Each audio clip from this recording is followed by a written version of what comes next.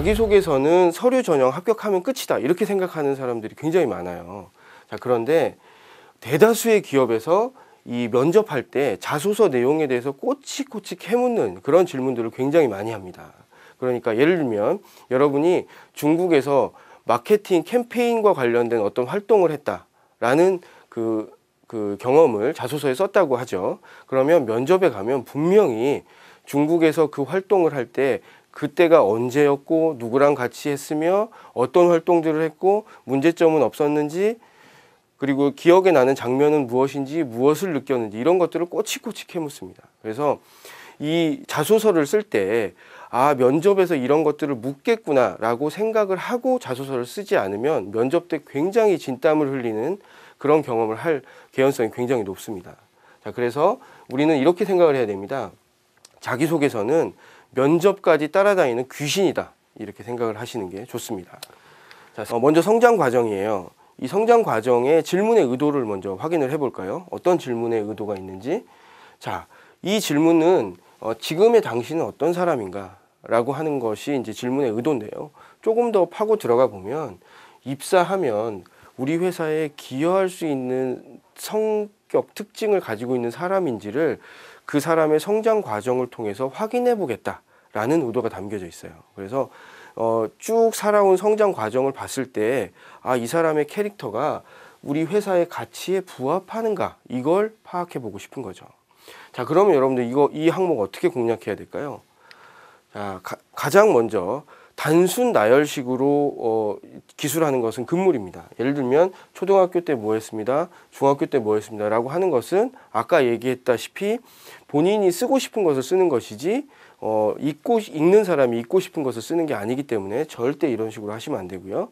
제가 추천해 드리는 방식은 여러분들의 성장 과정을 규정할 수 있는 단 하나의 캐릭터를 하나 선정을 해보라는 겁니다. 예를 들자면 저돌적인 삶, 그죠? 도전적인 삶, 아주 창의적인 삶, 끈기 있는 삶, 팀원들과 협력하는 삶, 이런 하나의 캐릭터를 선정을 해서 그 캐릭터에 부합하는 근거들, 경험들을 이렇게 모아서 그 캐릭터를 지지할 수 있도록 글을 쓰는 게 가장 중요하고요. 캐릭터를 잡을 때는 지원 회사의 가치에 부합하는 캐릭터를 선정하는 게 가장 좋겠습니다. 아시겠죠? 예를 들자면 패기를 강조하는 회사라면 저는 패기 있는 삶을 살았어요. 협력을 강조하는 회사 또는 인화를 강조하는 회사라면 저는 팀워크를 중시하는 삶을 살았습니다. 이런 식으로 여러분들의 캐릭터를 잡는 게 굉장히 중요하다고 할 수 있습니다.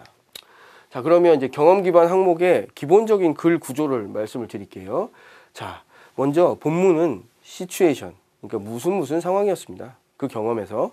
자, 태스크, 저한테 주어진 과제죠. 저는 무슨 일을 해야만 했습니다. 또는 무엇을 목표로 설정했습니다. 또는 무엇을 하고자 했습니다. 이게 이제 태스크예요.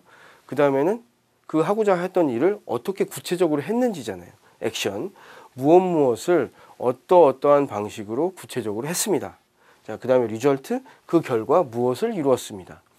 그리고 그거에 대해서 이제 무엇하게 되었습니다. 무엇을 느끼게 되었습니다. 이런 식으로 이제 리절트를 써주면 되겠습니다. 그러니까 본문은 시츄에이션, 태스크, 액션, 리절트 이 스타 프레임워크의 순서에 맞게 써주시면 되겠고요. 자, 이 스타 프레임워크에 맞게만 이렇게 본문을 쓴다고 해서 여러분들 끝나는 게 아니고요. 그 본문 내용이 굉장히 길 거 아니에요, 그죠?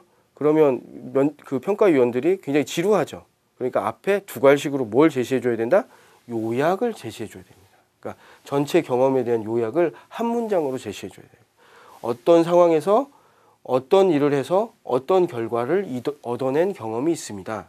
라고 요약을 해둬야 한눈에 그 평가위원들이 아, 이런 경험이겠구나라고 알 수가 있겠죠. 그죠? 그래서 요약을 가장 먼저 해둡니다.